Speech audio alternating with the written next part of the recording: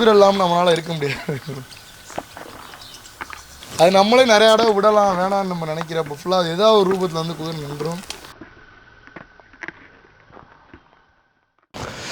வணக்கம், என் பேர் சுந்தர். நான் இங்கே மதுரை அவனியாபுரம். ஆல்ரெடி என்னோடய வீடியோஸ்லாம் நீங்கள் நிறையா பார்த்துருப்பீங்க நம்ம சேனல்லையே. இப்போ நம்ம குதிரை ஓட்டுறது பெரிய விஷயம் கிடையாது. குதிரை ஓட்டுறதுக்கு பின்னாடி என்னென்ன விஷயங்கள் இருக்குது, ஒரு குதிரையோட கால், அந்த கால் நல்லா இருந்தால் தான் அந்த குதிரையோட ரைடிங்கை நம்ம பண்ண முடியும், எதுவுமே செய்ய முடியும். இன்றைக்கி நம்ம ஃபுல் அண்ட் ஃபுல் நம்ம ஷூயிங் பண்ணுறதான் பார்க்க போகிறோம். அதாவது குதிரைக்கு லாடம் அடித்தல்.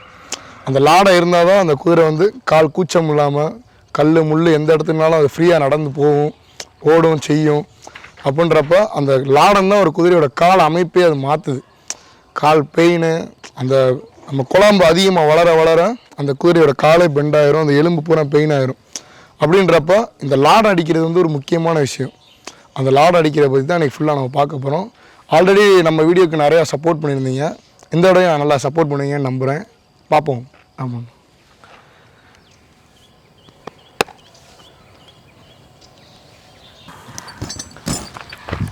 இது ஃபுல்லாமே லாடம் அடிக்கிறதுக்கு யூஸ் பண்ணுறதுக்கான பொருள். இது எல்லாமே ஹை குவாலிட்டியான பொருள். இந்த அறம் மட்டுமே 2500 3000 வரும். இந்த கற்று 7000. வெளியே இருந்து பார்க்குறப்ப இந்த குதிரை ஃபீல்டு இதை வந்து சும்மா லேசாக நினைப்பாங்க ஒவ்வொருத்தவங்க. ஆனால் இதுக்கான அக்சசரிஸு, ஒரு குதிரையோட காஸ்ட்டு, இது ஃபுல்லாமே எல்லாமே ஹை பட்ஜெட்டு. அதுக்காக நம்ம ஃபுல் அண்ட் ஃபுல் நம்ம ஒவ்வொரு நாள் நம்ம கஷ்டப்படணும். இன்றைக்கி நம்ம இந்த செட்டுக்கு வரோம், இந்த குதிரையை பார்க்கறனாலே மாதம் ஆச்சுன்னா நமக்கு ஒரு 15000 20000 இருந்தால் தான் நம்ம வந்து இதை ஃபுல்லாமே அதை மெயின்டைன் பண்ண முடியும். அதுக்கான சோர்ஸை வந்து நம்ம எப்படி கஷ்டப்பட்டு ஹார்ட் ஒர்க் பண்ணி ரெடி பண்ண முடியுமோ அதுக்கான ரெடி பண்ணால் தான் இது எல்லாமே பண்ண முடியும். இப்போ வந்து நம்ம என்ன பார்க்க போகிறோம்னா, ஆல்ரெடி இருக்கிற பழைய லாடம், அந்த 2 லாடத்தை வந்து நம்ம ரிமூவ் பண்ண போகிறோம். வாங்க பார்ப்போம். குதிரை கால் பிடிக்கிற பெரிய விஷயம் கிடையாது. குதிரை எடுத்தோடனே நம்ம போய் அங்கே பிடிக்கிறப்ப ஒரு கேட்ச் பண்ணுறோம், ஒரு மானை போய் ஒரு புலி கேட்ச் பண்ணுறப்ப அது எப்படி பதட்டப்படும், அந்த மாதிரியா இதோட பிஹேவியர் ஃபுல்லாக அப்படி தான் இருக்கும். கூச்சப்படும். மேலேருந்து நம்ம தொட்டு தான் கீழே வரணும். அப்போ அது தெரியும் காலை நம்ம தொட போகிறோம். சடனாக போய் நம்ம பிடிக்கிறப்போ படனா அதை உதச்சி விட்டுரும், களைச்சி. இப்போ நம்ம தொடுறப்ப, இங்கே தொடுறப்ப அது காலை தூக்கிடும். நம்ம ஸ்ட்ரெயின் பண்ணவே தேவையில்லை.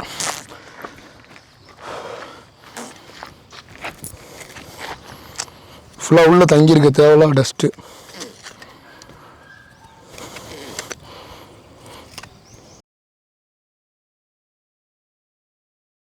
லாடம் இந்த சைடு இருக்கிற மாதிரி இங்கிட்ட பாருங்கள், உடஞ்சிருச்சு பாருங்கள்.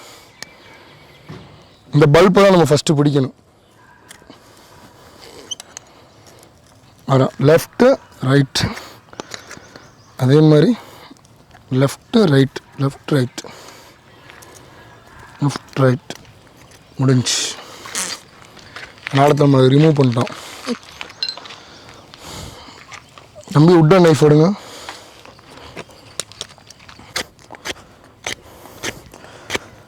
இது கொஞ்சம் ஈரப்பதமாக இருந்தால் தான் நமக்கு கொஞ்சம் வெட்டம் நல்லாயிருக்கும்.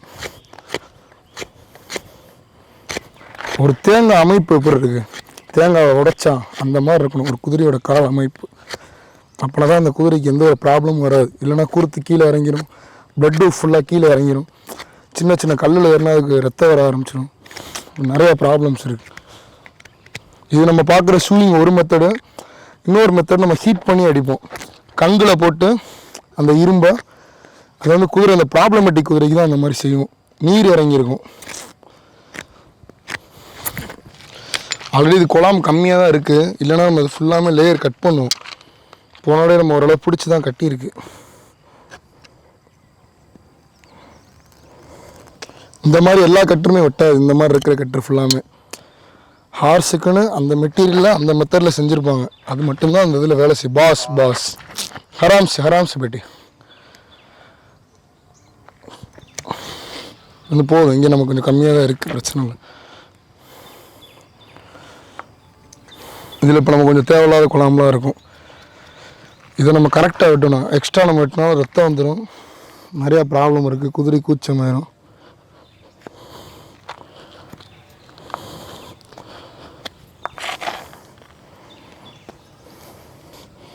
இந்த சைடு நம்ம பார்த்துக்கணும் எதுவும் ஆணி முள் எதுவும் கிடக்கான்னு. ஏன்னா இதுதான் வந்து சாஃப்டான லேயர், இதுக்குள்ளே எதாவது போக வாய்ப்பு இருக்கும். இந்த சைடெலாம் நமக்கு உட்டு மாதிரி இருக்கும், இது கொஞ்சம் லப்பர் மாதிரி இருக்கும். இந்த இடுக்குகள்லாம் நம்ம இது பண்ணி லாடம் போடுறப்ப நல்லா ப்ராப்பராக எடுக்கணும். அது போக நம்ம டெய்லியுமே க்ளீன் பண்ணணும்.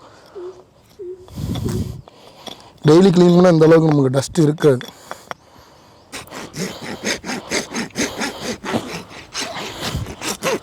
பாஸ் பாஸ் பாஸ் குதிரை உதைக்க பார்க்கும், எல்லாமே செய்யும். ஃபுல் வெயிட்டை குதிரை நம்ம மேலே தான் வைக்கும்.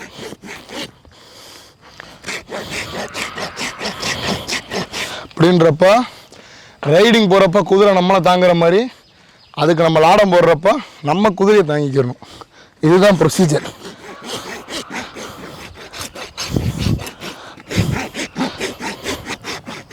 இப்படி நம்ம ஆழம் போடுறப்போ குதிரை சடனாக எடுத்து சடனாக நம்ம கிக் பண்ணுறதுக்கு அதிக வாய்ப்பு இருக்குது.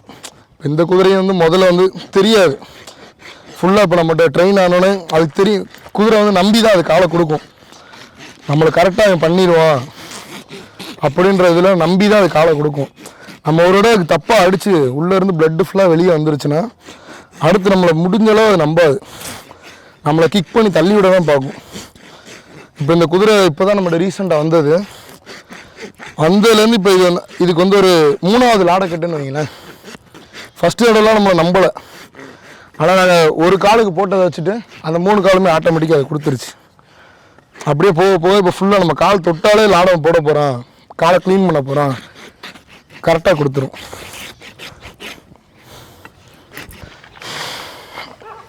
கால் தான் முதல்ல நம்ம வச்சு பார்க்கணும் லாட சைஸ் எப்படி இருக்குது அப்படின்னு. இப்போ வந்து குழாம்புக்கூட வெளியே தள்ளி இருக்குது லாடம். கொஞ்சம் அந்த குழாம்புக்கு உள்ளே ப்ராப்பராக வரணும். அதே மாதிரி இங்கேயும் நமக்கு இந்த இடம் பட்டையாக இருக்கணும். இதை ஏற்றமாகவும் இங்கிட்ட இறக்கமாகவும் நம்ம பண்ணுறப்ப குதிரைக்கு கால் ஃபுல்லாக வழியாயிரும். அந்த குழாம்பும் அதே மெத்தட்லாம் வளரும். குதிரை ஓடுறப்ப இப்படி ஓடுற குதிரை இப்படி லேசாக மடித்து ஓடும். அப்படி நிறைய மெத்தட்ஸ் இருக்குது. நம்ம ஒவ்வொரு விஷயம் ஒரு ஆப்ரேஷன் கூட பண்ணிடலாம். நம்ம அதில் வந்து இன்ஜெக்ஷன் போட்டிருப்போம், அனஸ்தீசியா இன்ஜெக்ஷன் போட்டிருப்போம். ஒரு பேஷண்ட் வந்து படுத்திருப்பான், ஒரு அனிமலுக்கே பண்ணாலும் அது படுத்துருவோம். இந்த லாடம் போடுறது தான் இருக்கிறதுலே ரொம்ப கஷ்டமான விஷயம். ஈபியில் கரண்ட்டு போகிறது கூட நம்ம கரண்ட் ஆஃப் ஆகிருக்குன்னு சொல்லி நம்ம பயப்படாமல் வேலை பார்க்கலாம். ஆனால் குதிரை எப்போ என்ன மாதிரி மைண்ட் செட் ஆகும் தெரியாது.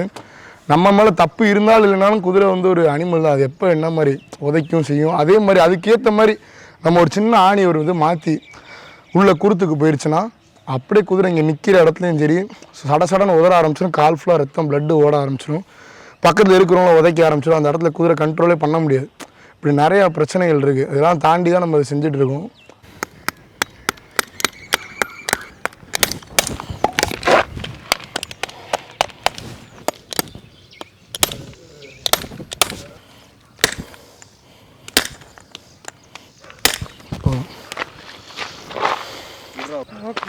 ஃபினிஷிங் எப்படி தேங்காயை உடைச்ச தேங்காயை நம்ம இது பண்ண மாதிரி இருக்கா?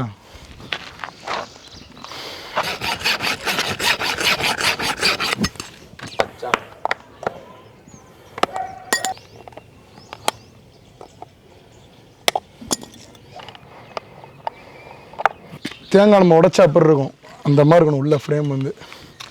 ரொம்ப நம்ம இதை தோண்டிடக்கூடாது, ரொம்ப இந்த சைடில் கட் பண்ணிடக்கூடாது, ஆணியும் ரொம்ப அழுத்தமாக உள்ள போட்டுறக்கூடாது. இது ஃபுல் அண்ட் ஃபுல்லாக நம்ம ஒரு ஹார்ட் சர்ஜரி மாதிரி. அது கூட நம்ம அனஸ்தீசியா போட்டிருப்போம். வேறு நம்ம என்ன ஒரு ஆப்ரேட் பண்ணாலும் சரி ஒரு அனஸ்தீசியா மெத்தட் போட்டிருப்போம். இது நம்மளை மீறின ஒரு உயிரினம். இது நினச்சா நம்மளை என்ன வேணால் செய்யும்.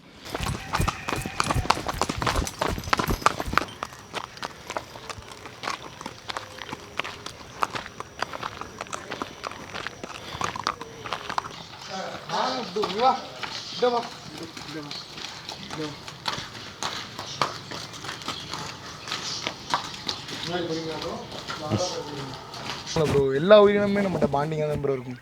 சிங்கமே பாண்டிங்காக தான் ப்ரோ இருக்கும். நம்ம வளர்க்குற விதம், நம்ம அதை பார்த்துக்கிற விதம் தான் ப்ரோ. என்னம்மா என்னடி